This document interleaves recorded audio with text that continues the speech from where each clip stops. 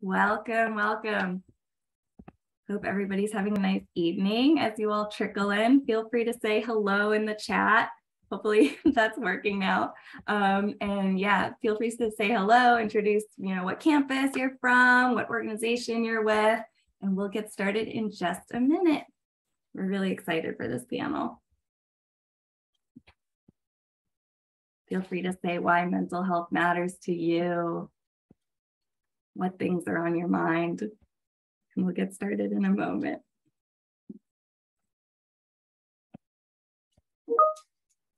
Oh man. Well, unfortunately, it looks like our chat's not working tonight. So if you do have a question, please use the Q&A feature. Even if you just want to say hello, shout something out, use the Q&A feature. I will write into the chat right now. It's not working.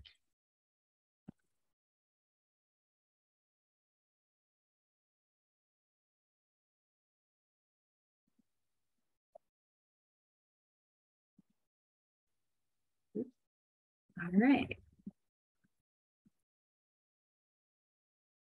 All right, let's go ahead and get started. Thank you everybody for being here tonight. My name is Nova. I'm the communications coordinator here at NAMI Metro Baltimore. It's a pretty awesome job of just getting to raise mental health awareness, and this is a particularly exciting week to be able to do that. It's Mental Health Awareness Week, October, and it's I Will Listen. So without further ado, I know you all are excited to get started and listen to this fantastic panel conversation about first-gen mental health. And I'm going to pass it over to our executive director, Carrie Graves, to introduce everything. So thanks so much. Great. Thanks so much, Nova. And hi, everyone. Good evening. I want to thank you all for joining us tonight for this important conversation.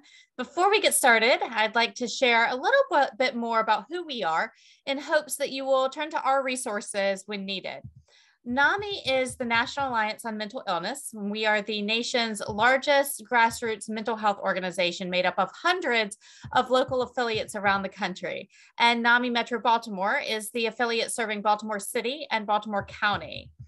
And for more than 35 years, NAMI Metro Baltimore has provided education, support, and advocacy services to improve the lives of the 1 in 5 people impacted by mental illness in our community.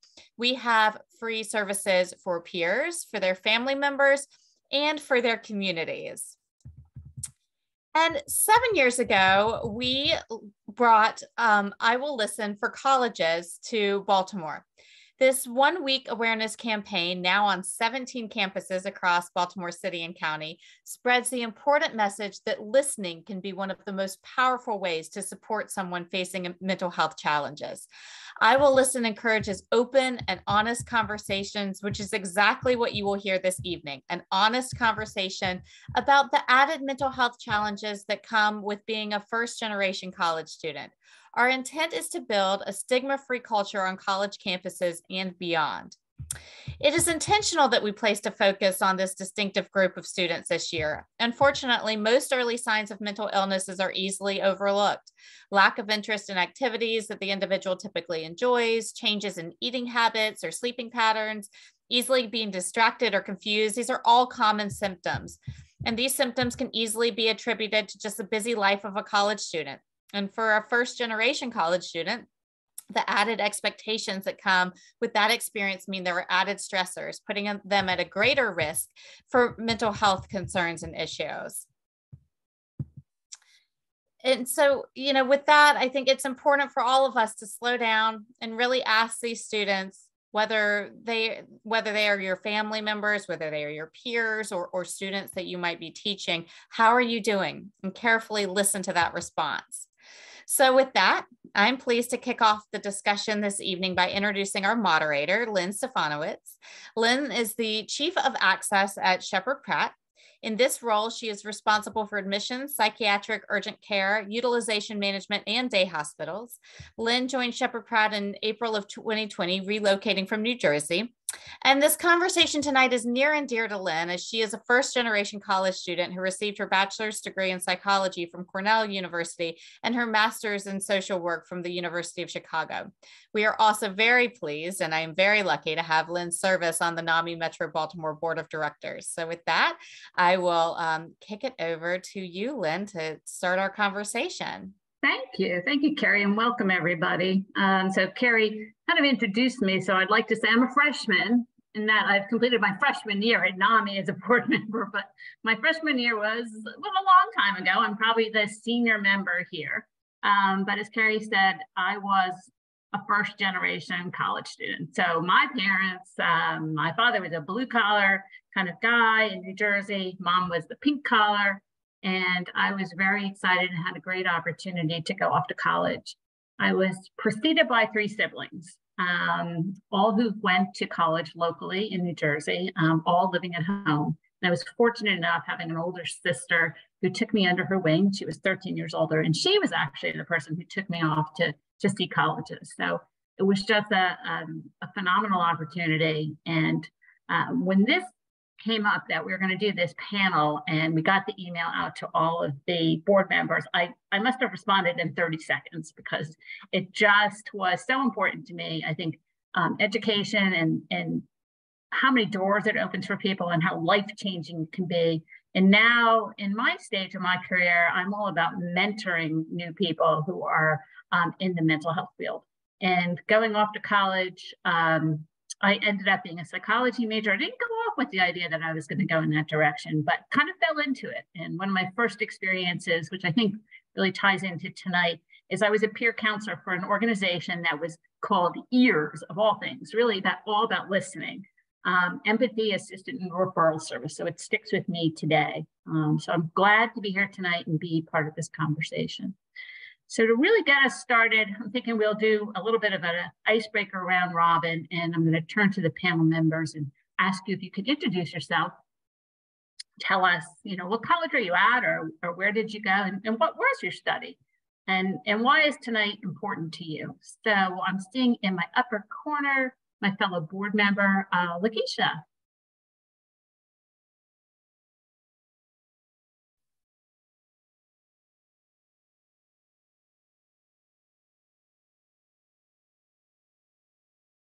Lakeisha, I think you're muted. Yeah, we're not. We could hear you earlier, but not now. All right, we'll let her solve her. Can you guys hear me now? Yes. Yep. Yeah. I had to switch computers, so I switched computers, so I'm back now. Anything that may go wrong will go wrong. Just have to be prepared to adjust. So, as I was saying, thank you for that introduction. My name is Lakeisha McClendon. I am new to the NAMI board, like my colleague Lynn. I'm 1 year in, so I think this is our 1 year anniversary, my 1 year anniversary. And I'm also a professor and a graduate of the National Treasure, the Morgan State University. So that makes me even more excited to be here with you tonight. And so mental health is important to me. I think that was your question, Lynn, or what? Yeah. I am a first generation college student, starting at Morgan State back in 1993. My parents were teenage parents. And so me going off to college was a big deal for everyone in my family. And so when I look at my students every day, I say, I am you and you are me. And so I try to lead and support them from a very authentic, realistic, while also being accountable space. There's enough triggers out here in the world that'll help young people fail. I don't need to be one of them. So I really try to be a conduit to support them through the process, especially during the first 2.5 years of college before they get in their major. I believe that those are the times where you're taking courses, general education requirements that really don't have anything to do with your interest, right? You're an engineering major, but you're taking history and math and psychology, those 60 credits that many of us are familiar with. And so it's like, what else is going to keep you grounded there while you wait to get into what you believe is something that you're that's important to you? So I really just try to manage and support our students from a very authentic place. So I hope I answered your question because of the sound. If not, I'll answer it later on. Okay, great. And it's nice to have another board member here. And I guess we'll go from there since you've made the Morgan connection. And how about we turn, I understand, Adrian, that you're at Morgan too. So how about you go next? Hello, everyone. My name is Adrian Phillips, and I am a junior elementary education major at Morgan State University. I am also a first generation student here at Morgan State University. And so I really wanted to sort of kind of be a part of this, mostly because, and I'm gonna keep it real, I serve as the junior class president of the Student Government Association. And so just, speaking on behalf of how my mental health has been, trying to juggle both being a student leader at Morgan State and being a student as well, and also being, having a job as well too. And so, even through my own experiences here being in college, like college is definitely not easy at all. And you have like all these different components that you have to sort of kind of, I guess, focus on. Like you got to focus on your social status. You got to focus on your emotional status. You got to focus on your, like, it's so much. And then on top, well, now you got to focus on your physical status. Like you got to figure out like how you look. Do this outfit go together? Do that look together? Do I'm wearing the right tie? And do I wear this kind of suit? What shoes do I wear with this? And so like all of those things sort of kind of make it much more important as to why we have to, ensure that mental health matters, not only for our peers, but for ourselves as well. And so that's why I am definitely happy and excited to be here tonight. Woo! You made me tired just talking about all that. So glad that you're here and representing. Why don't we turn to Amelia? Would you like to introduce yourself and give us an idea of why you're here tonight? So, hi, I'm Emilia, and I am a University of California, San Diego graduate. I did undergrad and master's there. And now I work at the National Institutes of Health as a researcher who's applying to PhDs now. And the reason I wanted to participate, if I was helpful, is I want to empower people and empower them in, a way that I had wished I had known existed. I will listen. Literally just having somebody listen to you, being able to hear that people relate to you, understanding what things may have worked or what didn't work and how they overcame these struggles was just so instrumental for me. But I got it very late, and I'm still trying to piece together, this whole, adult world.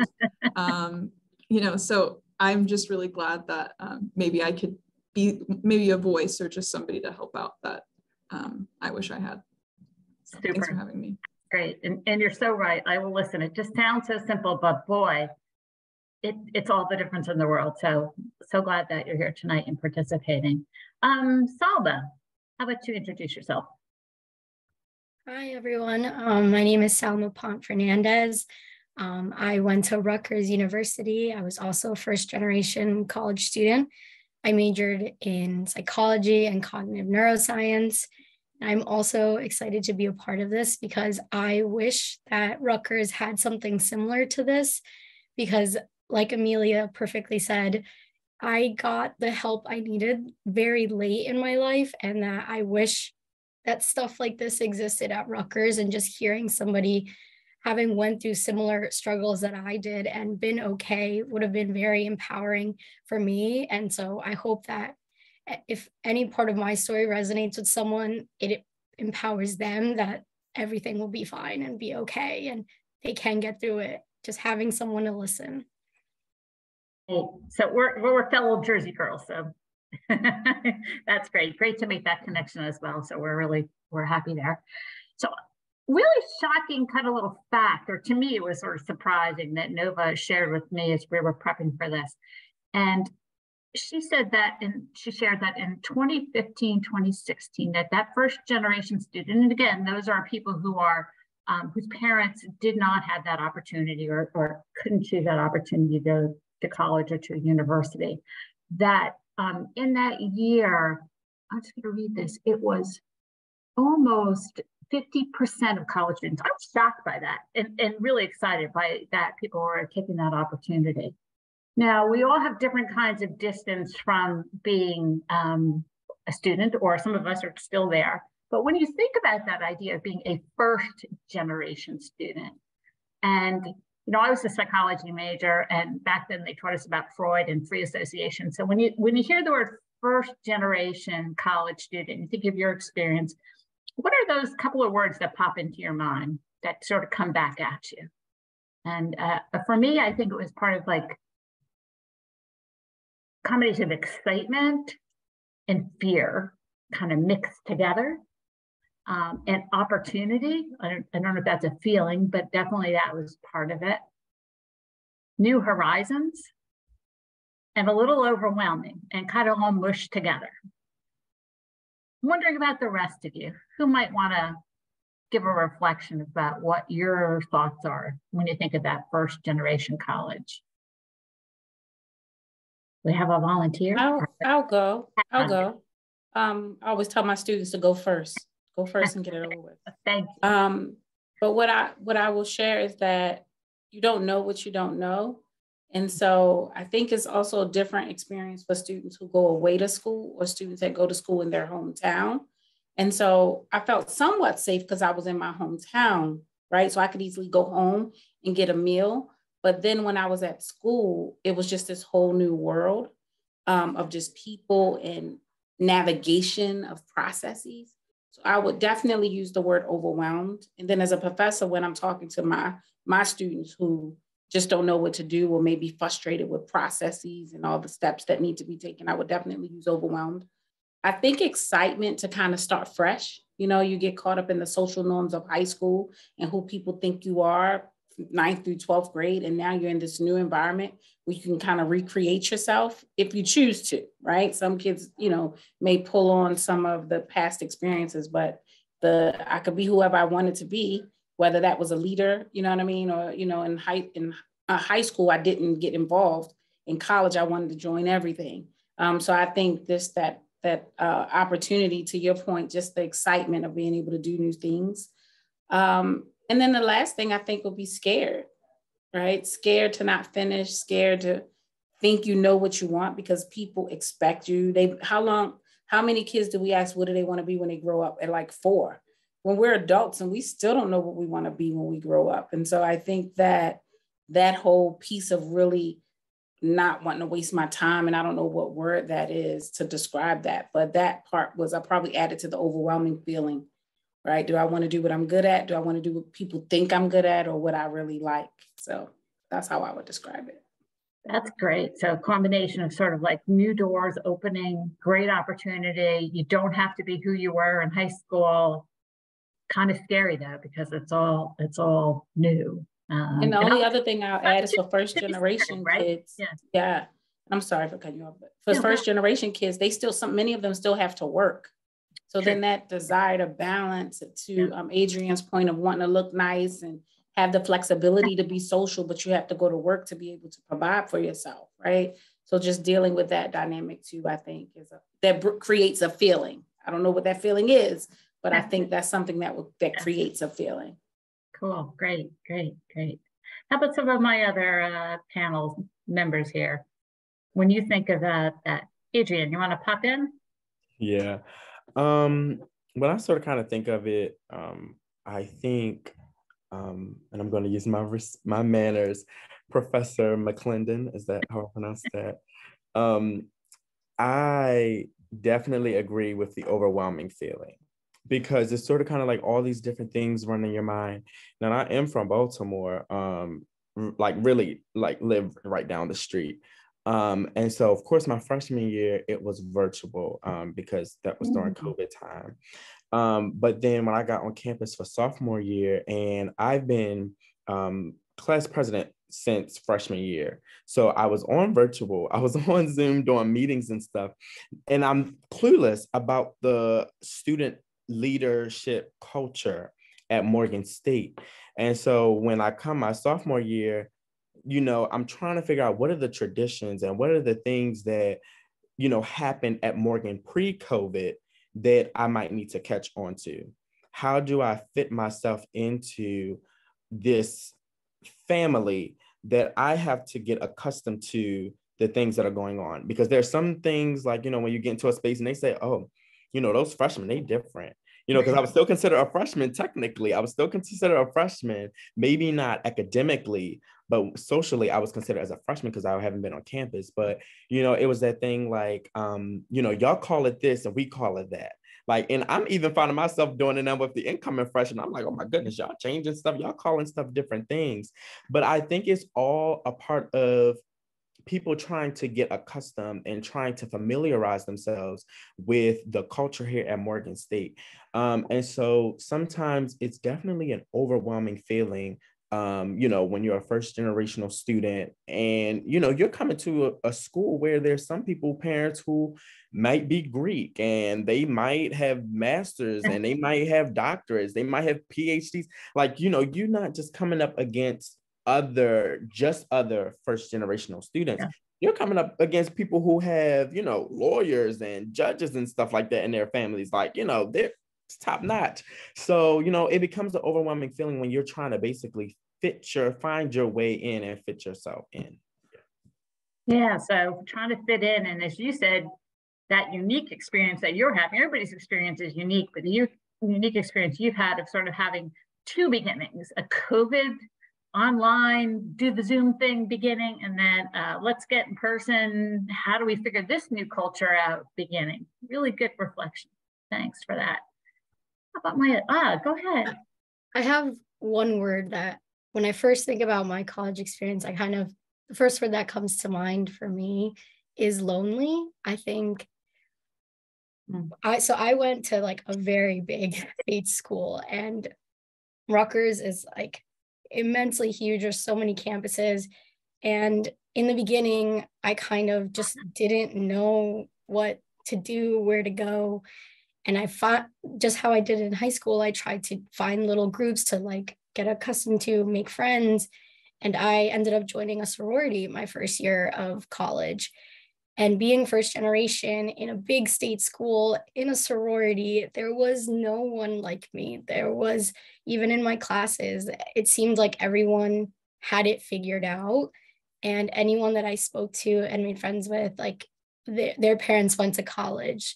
They knew what to do, and I didn't, having only my mom who didn't go to college and didn't speak English. So it felt like very lonely, and it took a while to find that kind of just like groove of college. I think that is one of the first things that comes, and that also ties in with like overwhelming, because not only are you figuring out like what you're supposed to do, but also like just like it feels like everything is just coming down at once at you, especially freshman year. And I feel like sometimes now it still feels like that, but having gone through like the last 2 years of college, actually learning how to figure it out has made me be able to now ask better resources, or ask for better resources, ask the right questions.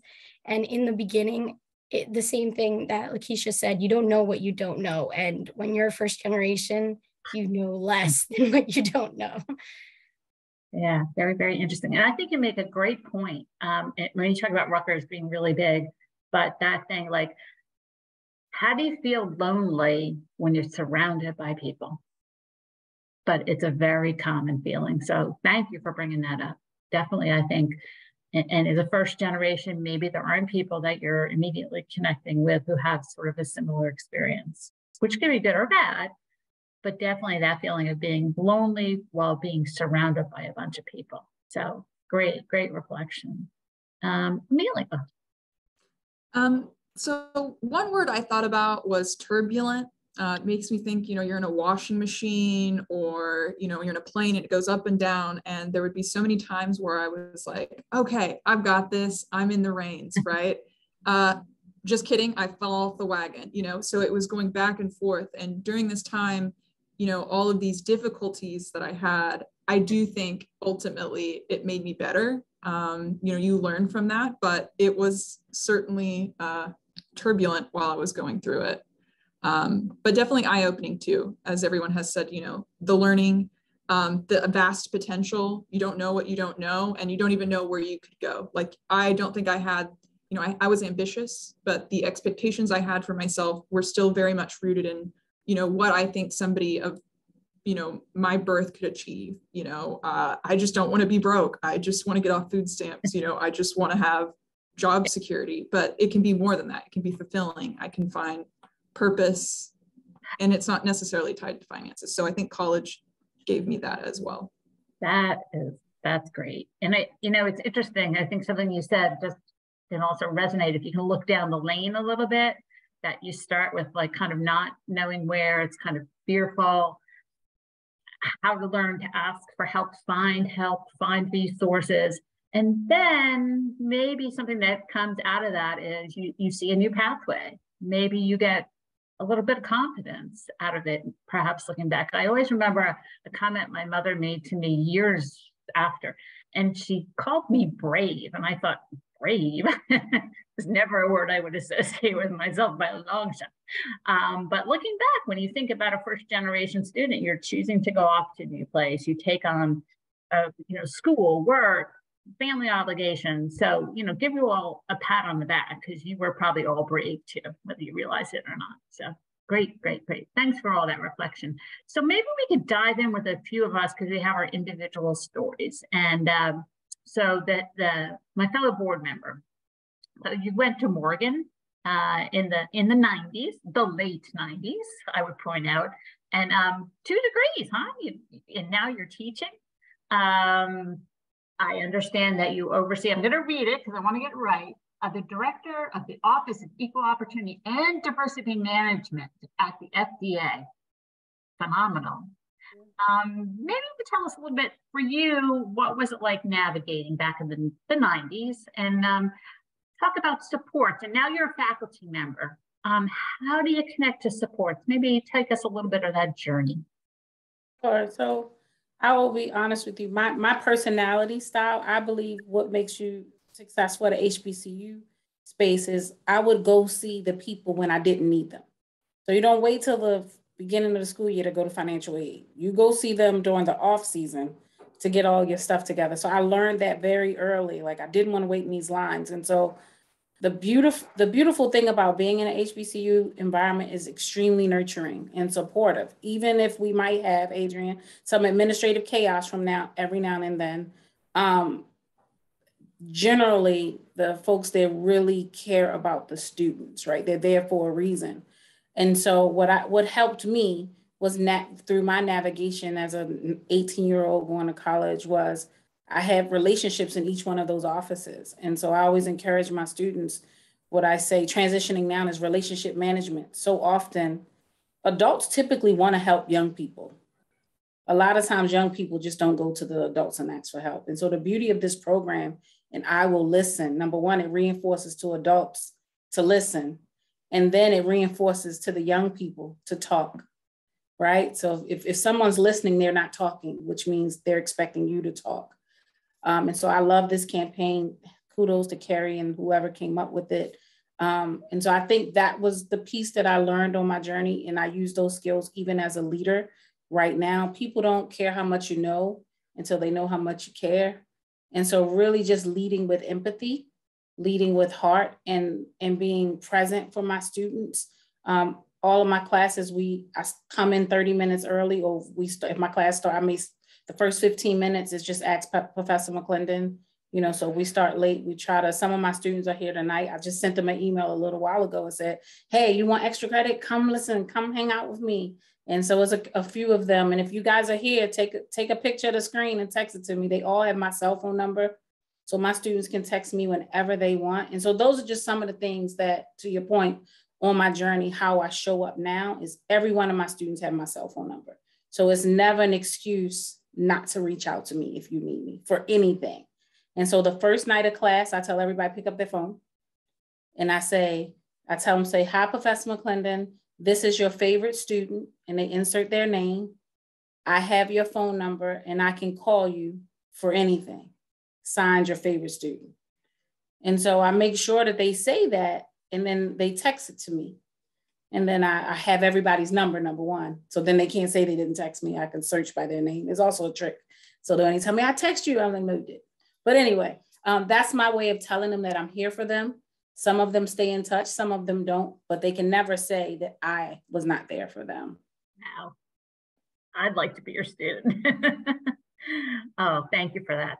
That's so important. And I think, stressing that making connections, putting yourself out a little bit sometimes can reap huge emotional benefits and other benefits too.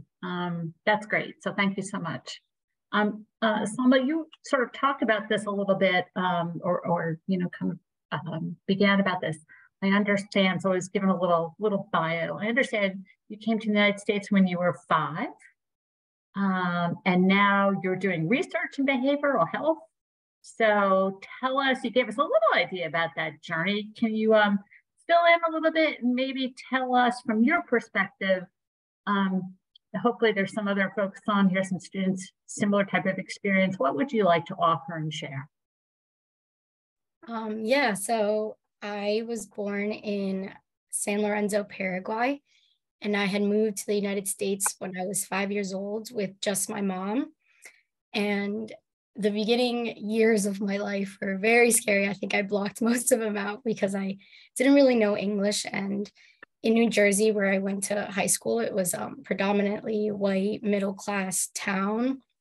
So when I joined, I was lower income and Hispanic, and I didn't know English. So when I had joined school, my English as a second language class, my ESL, was only like 6 students.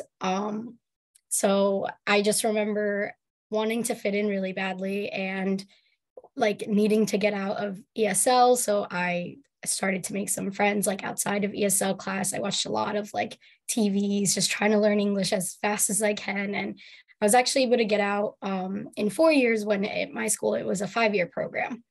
And I remember being so excited. And that to me, I guess it was my first like monumental achievement, because I just remember being so excited and wanting to keep excelling in everything.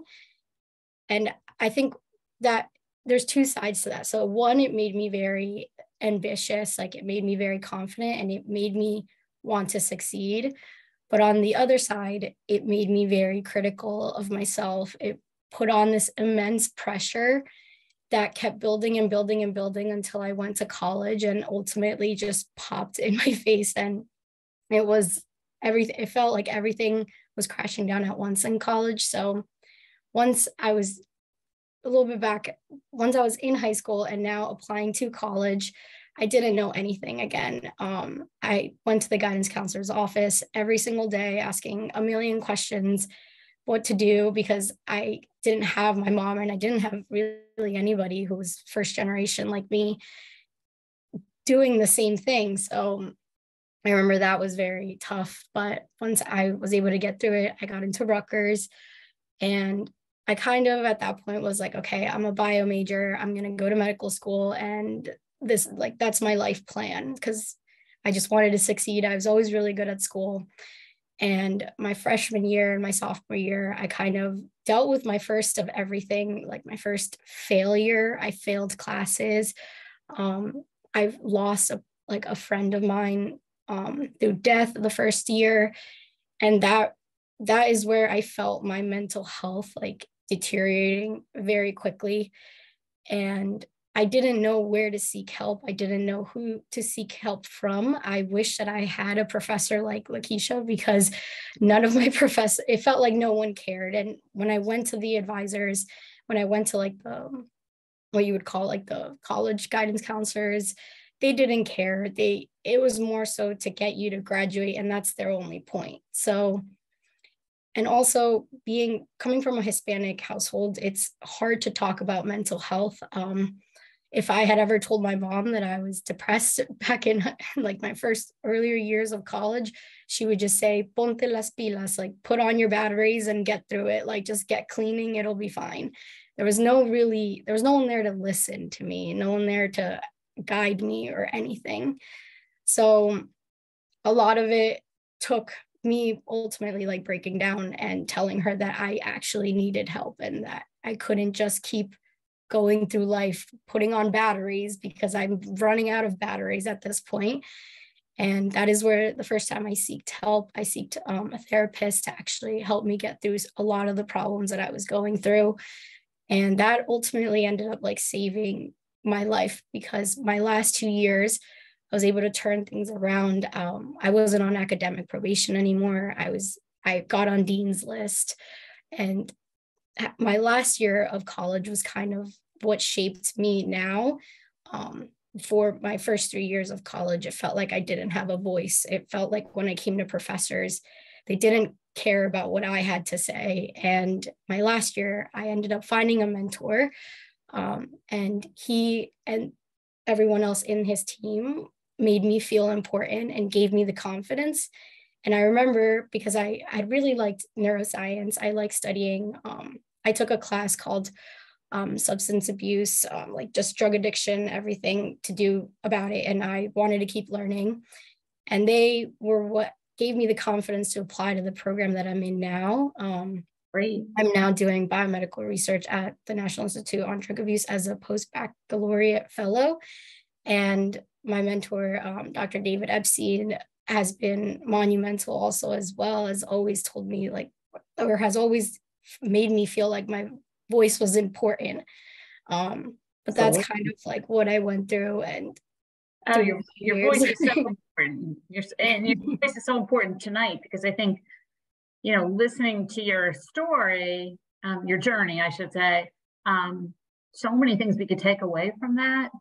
But, you know, two things that kind of hit me, you know, I wonder, as sometimes perhaps as first generation students, we might maybe put some extra pressure on yourself sometimes, you know, I'm going to be the first one to do this, and, you know, how scary it is. And the other thing that I think we could all kind of listen to in your journey is, you know, you can't always pull yourself up by your bootstraps, or whatever little phrase we want to use, that recognizing that, you know, we need help, we need support. That is so vital. So yeah, wow, the immense pressure is definitely something that, because it almost feels like as a first generation that you can't fail. And especially being low income, you can't afford to fail either. So even more. Yeah. Super. Well, thank you for sharing that. So let's go to Adrian. You've already sort of talked about a little bit about yourself and your unique circumstances. So you've taken on a role of student leadership. And that's a unique role to be in, I would imagine, as any student, but certainly as a first generation student. Can you tell us a little bit about that, and sort of what do you do to kind of keep yourself in a good mental health space? So I know I can definitely be transparent. I think you can be transparent when you get out of something that you've really gone through. And so, like, I really love this moment. So last spring, at this moment in my life, I know some people say you haven't lived long enough to say that you had the worst part of your life. But so far, last semester, I felt was one of my worst parts of my life. And it really didn't come from, I guess, not having the support, because I've always had the support of my family. You know, I've always had the support of my cousins, my mother, my grandmother, everybody, my church family and stuff. But when it came to me, I'm one of those people who like to be involved, and I like to say yes. And I never said no. No was not in my vocabulary. And so over time, I began to put things on my plate. And then eventually my plate got full. And it sort of kind of overflowed with the academics, it overflowed with the student leadership, it overflowed with some church involvement, it overflowed with work involvement. I work with an after school program that's sponsored by Strong City Baltimore, and I've been working there since I've been 14. And so, like, just with that as well, everything that I was trying to pile up on my plate, I guess I didn't realize how much all of those things one day would become, you know, too much in my head. And so, you know, at some point I'm like, you know what, okay, I got a handle on this. I just got to structure myself. But then next thing you know, this happens, that happens, car issues, this happens. And I feel like, you know, I felt pressured that at the job that I was at, there was too much going on at the job in regards to some of the families and some of the events that were taking place with the children and some of the things that they were experiencing. Mentally, it was really draining. And so then I took a hit with that. I stopped working there. And I just stopped because I felt like that was a decision that I felt like I needed to make. But of course, that came with trying to make pay this car payment, paying the car insurance, got to pay for gas, got to get me an outfit, got me, and then since I'm in a student leadership position, I got to make sure I'm having on a suit, and suits are not cheap. Dress clothes are not cheap. And so, at some point I did begin to lean on my mother and stuff. And of course she was very supportive, but I became one of those people who felt like I needed to have everything figured out. And so I didn't reach out to my mother when I felt like I really needed to. I didn't reach out to anyone or my family members or my friends and stuff. I just kept it all inside because I felt like I needed to figure life out. And so because I felt like I needed to figure life out, the more things that began to happen, the more events that began to take place in my life. And then, that's just in behind closed doors. And then I'm coming out in front of Morgan State with a big smile on my face and laughter and stuff. And the next thing, I'm going home, I'm trying to figure things out. And so at that moment, last semester, I realized that I really needed to get myself together. I really need to help. And so my mom said, well, here's the link or whatever, you need to go ahead and start your referral to get a therapist. Literally, again, life happened, all of these different things going on, still never even sent in the referral. The referral was sitting on my laptop the entire time, and I was not filling it out. I was filling it out halfway, and I just would never see it again. But one day my mom called me, and I forgot what I texted her. I texted her something, and I told her like something just wasn't right. Something was wrong. And when I called her and she asked me, she said like, hello, she said, is everything okay? Like what's going on? And I remember I just cried. Like I just let it out. Like all of it just came out like, and, she was trying to get me to calm down and stuff. And so she said, I'm going to go ahead and do the referral for you. And so when she sent in a referral, I would say maybe like 2 days, a therapist had reached out to me, and she's been great ever since. She's been helping me to realize that everything that happens in life not only happens for a reason, but it's expected. There's things that's going to go wrong. And that was my biggest thing. I felt like if nothing went right, then it wasn't good at all. Like there was nothing good that could come out of anything that went wrong. I felt like everything that happened just kept putting me rock bottom. I felt like nothing would ever get better. And I felt like the more stuff kept happening, I just wouldn't be able to hold on to it any longer. And so she's been helping me to realize that, if I don't get something done on time, that's okay. If something happens and I can't do it, that's okay. If there's something that I know that I need to do for myself or I want to do, I can say no and be okay with that. And so lately I've been saying no, like it's the only word in my vocabulary. Yeah. And I've also realized that stop feeling so pressured to, not disappoint people. It's okay to disappoint people because the thing is, when people keep on expecting, you get this perfection thing in your mind and you say, I have to do this, I have to be like that, I have to do this. And so, I know people probably were talking about me, probably saying, oh, you left your job and stuff, or, you stopped. Oh, look at my mom in the chat. You left your job and stuff. But I did all of those things for a reason because I had to begin to take steps. Have to take care of yourself too, right? Right, exactly. So that was the whole lesson. That is big. So thank you for sharing that. I think, again, it's sort of, sometimes we want to, especially if you're a leader, you have that drive, you want to take on. And then it's like, whoa, wait a minute, yeah. And learning that very simple word of no, it can be a very empowering word sometimes. So, and good for you, and good job, Mom, in terms of supporting your son and helping him to get connected to some help. I'm getting prompted, so I want to just sort of go to our final panelist and have her share a little bit of her story. So you've also kind of introduced yourself, Amelia, and maybe you'd like to jump on and talk a little bit about your story. I understand you're also at NIH, and what kind of resources you found useful in your journey. Okay, so I'll try to be brief too. So I grew up in Talk all Oklahoma. night. Clearly. Yeah, people don't talk about mental health, you know, in Oklahoma. So I came in here with this really hard head of like, you know, I don't need to shrink. I'm not going to talk about this stuff, you know, suck it up, whatever. But I was already struggling with anxiety and depression. High school was a very, you know, emotional, dark time for me. So I thought, I'm going to move away across the country to California. I'm going to pursue my passion, which is the brain. I want to understand why people feel and think the way they do. I think I was medicalizing some of the things that I was feeling and experiencing. But, you know, sometimes that's a little okay. I had no issue with education. It was a breeze. I don't think I was ever intellectually challenged up until the point I started my science classes at my university.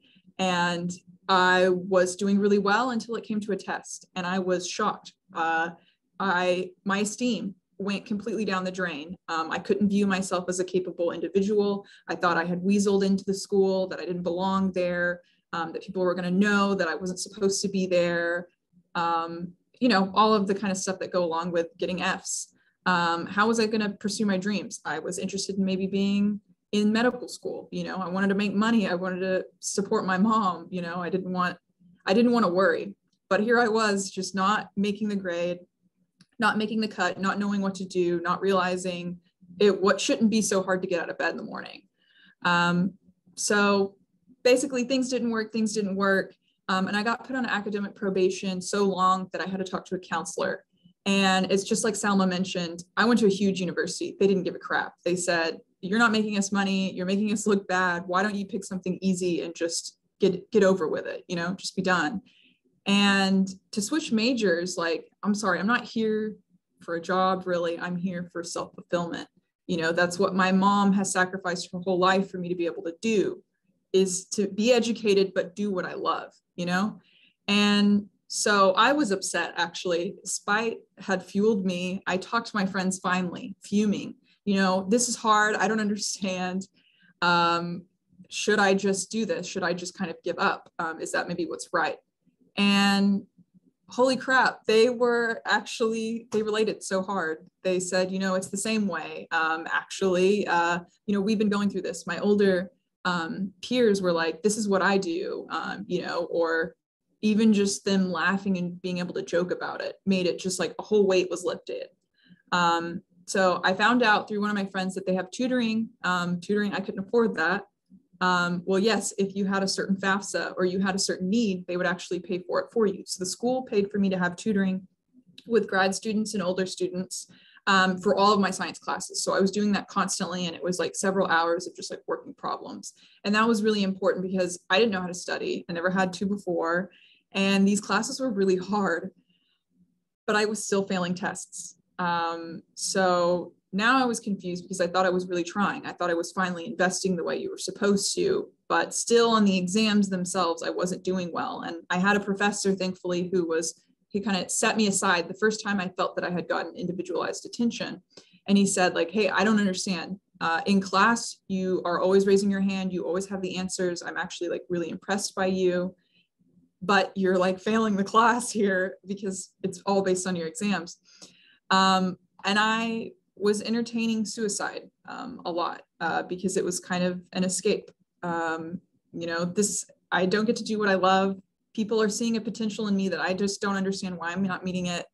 And I had a moment where I really thought I was going to drive my car off one of those California cliffs. And the next day I said, no, I have to go see somebody. I got to get some kind of treatment.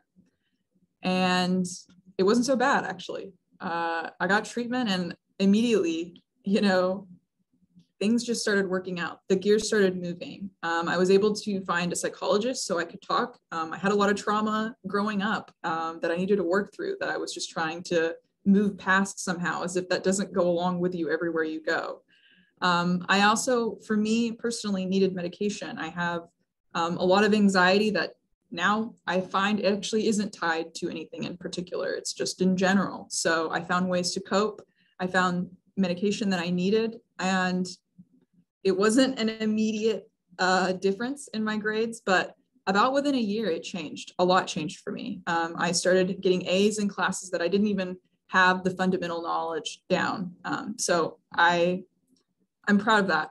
Another thing is when I saw my psychiatrist, she wasn't tied to the school or anything, but she said, oh, you know, I have a lot of students who have ADHD, which is, again, I have ADHD. And she said, they do this educational testing and it costs like literally $8,000, but your school has to pay for it. If you are a student, your school will pay for you to do this educational testing. So I did this, and that allowed me to not only have a secure diagnosis, which is really important, because a lot of people don't necessarily take ADHD or any other kind of learning differences as legitimate differences or neurological conditions, but I also could get accommodations. And it turns out when they give you a little bit of extra time for math, or they give you a private room, or you can wear earplugs and not have, you know, students all around you, it's almost like you can excel. So that was really one of the biggest changes, is tackling my mental health, but then also realizing that there are accommodations. It just depends on who you can figure out and learn this stuff from and then utilize them. You know, they're supposed to be working for you. You're the one paying tens of thousands of dollars sometimes to go to school. So, and thanks to my friends. So without them, I wouldn't have thought to seek help. Wow. Another great journey here to share. And I could see, I'm just looking in the chat a little bit. That's great. And I think I just want to reinforce, and then I see we're going to open up for questions and see what feedback we can get. But, you know, having your friends just really support you through all that, and, you know, being proud. I think everybody sort of said how proud they are once they said, I'm going to get help. See, yeah. So if anybody's struggling now and thinking, wow, should I get help? Listen to these people. It will be something that you'll appreciate that you did. So I'm going to turn it over now so we can open up to questions. All right. And thank you all so much for that really, really heartfelt conversation. Oh my gosh, you all are, I'm like shook. I'm truly shook. And thank you for being so real in your stories, and words are hard to find. If you want to ask any questions in the Q&A, they will be escalated to our wonderful panelists tonight. We have one question that says, what would you say to a first-gen freshman starting college to help them navigate the transition? Salma, I see you're typing an answer, but if folks want to just jump in or chime in verbally, that's fine. You want to go, Adrian? You're the current student. I mean, I could tell them from my perspective, but I'll let you tell them. I can go ahead real quick. I think my biggest thing would be yourself. And I think, and I'm still learning that, even there's some sophomores, there's some juniors, and even seniors who have tried over and over again to fit into spaces that they simply were not meant to be in those spaces, because, you know, just because you're different and just because you are different doesn't mean that you don't have a space wherever you are. And so one thing that I would definitely encourage is to reach out to some of your peers in your classes. You know, find your way into making study groups and classroom groups, and also reaching out to some of the different organizations that's on your campus as well. Because in those organizations, you will begin to find people who have a same goal, who have a same mindset as you. And so you'll begin to go back and forth, you know, with some similarities that they might have. And then next thing you know, you're not only talking about what's going on in your organization, you're beginning to find out that you actually have more similarities outside of school, outside of academics, and outside of organizations. So like I said, my biggest thing would be yourself, and you will find your people, you know, no matter what. It's not about what you wear. It's not about what you dress. And, you know, you never know what people got going on behind closed doors and stuff. So, you know, and you never know how people got where they are today. And so as long as you focus on yourself, as long as you be yourself, you will definitely find somebody You will definitely find, the people that you'll need to be around. And then in regards to your academics as well, when you begin to lean on some of your peers, you begin to be on those FaceTime calls at 11, 12 o'clock. You say, come on, y'all, let's all do this test together. Let's all do this quiz together. When you begin to do those things, use the support of your peers and use the support of people that you will become to build, different relationships with. And I will also say is to build relationships with your professors as well. Talk to them. Don't be that student who gets up first thing when it's time to go, class over at 10:15, you out the door by 10:49, stick back and say, hey, professor, I want to get to learn a little bit more about this. I want to get into this. How can I do better at this quiz? I didn't quite understand this. And, whenever your professor say, does anybody have questions? They're looking for questions. Ask a question. So that way you begin to build a relationship with not only your peers, but with some of the adults at your school as well. I love that point about just being yourself and embracing who you are and like not trying to fit into other molds of what you think you should be. I feel like as a mid-20 something, I'm still navigating that sometimes, but like it really helps because otherwise you're putting so much energy into something that like might not work out in the end. And it's like, was that for you or was that for somebody else? So thank you, Adrienne. Words of wisdom. Is there anything, we have another question here. Is there anything that you would have done differently from what you know now and what you knew? That's a very meta question and I like it. Who would like to answer that one?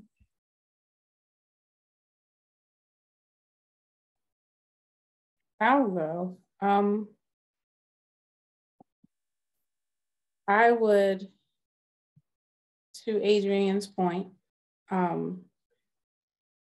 I think I categorize people as assets or liabilities.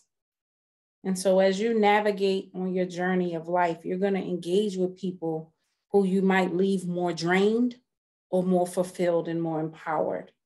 And so what I would do is I would identify those assets and liabilities sooner, where you want to love who loves you, and healthy love, healthy support, healthy encouragement. And those people, because when you hang up, you're like drained, or when you're not, you think you can conquer the world.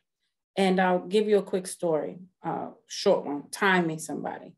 My husband and I have been married for 22 years. During our honeymoon, we went to Dunn's River Falls. I was 24. So Dunn's River Falls is in Ocho Rios, Jamaica, 1,000-foot mountain that you climb with water. So it was just him and I, you hold hands and you climb with other people.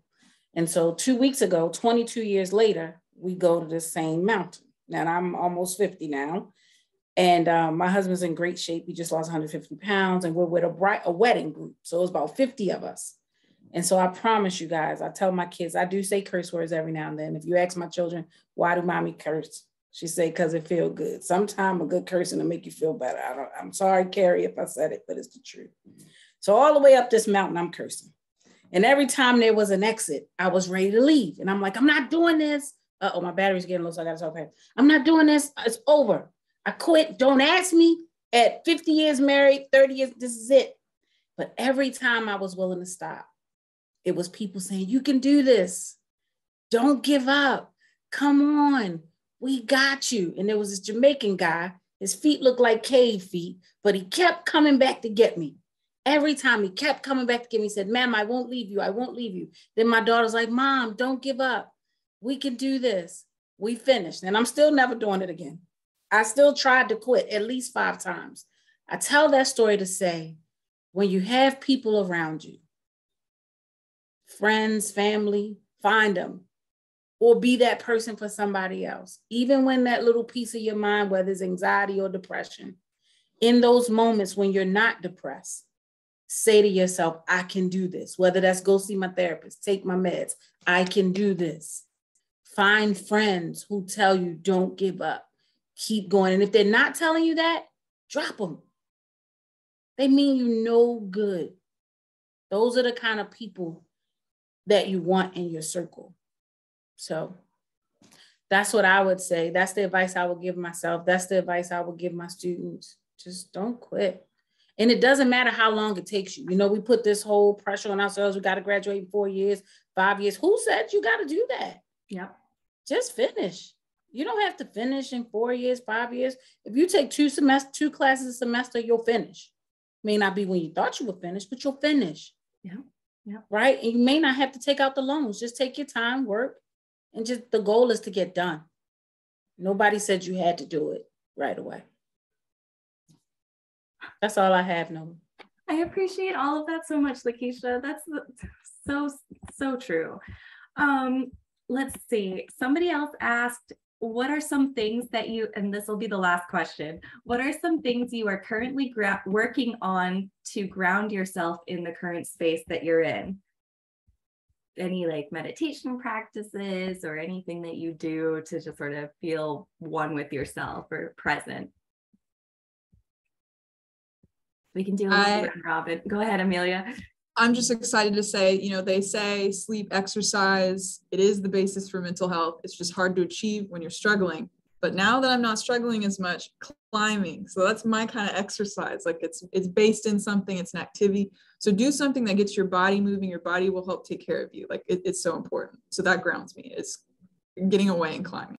So are you going to go back to Dunn's River Falls with me? Is that what you're telling me right now? You know what? Sure. I'll carry you up maybe, you know, I'll work out. Oh my gosh. No, it is so important to get like in touch with your body and everything, and then actually like literally ground yourself. Like I do yoga sometimes and like really just noticing your feet touching the floor, you know, it really can make a difference sometimes. Does anybody else want to share what their thing is? And then we'll. I second that as well. I think also dedicating a day in the week where you're like, I'm not doing any studying, I'm not doing any work, and dedicating that day to doing things that you enjoy will help you a lot, because I know it's very hard getting into all that routine and staying in that routine, but you do need a day, like a self-help day, and just do things that you like doing. Don't do work, don't do homework, literally just go outside, take a walk. For me, it's walking. Or actually people watching. I like to go like down to the Inner Harbor, putting on sunglasses and just watching people all day. And I think that helps me out a lot. You and our coworker Clarissa will have to talk about the best people watching spots, because that's one of her favorite activities too.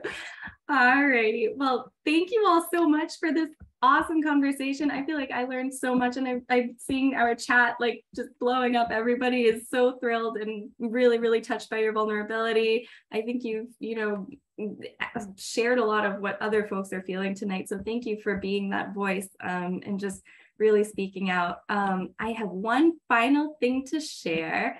Just keep in touch. We hope that you keep in touch, know that we're in your corner to talk about mental health stuff. If you want to quickly grab this QR code, this is for our support group for young adults. It meets every second and fourth Wednesday, 6 to 7:30. And it's just a group of folks who care about talking about mental health, and really hopefully are those folks that Lakeisha was talking about who will lift you up and, just kind of be there for you in your dark times. So thank you all. You have been a lovely audience, and thank you especially to my panelists for being so real tonight. I hope that we all keep in touch and enjoy your evening. Thank you, everybody. Thank you. Thank you, Lynn, for I leading this great appreciate it. convo. Thank you. Bye-bye.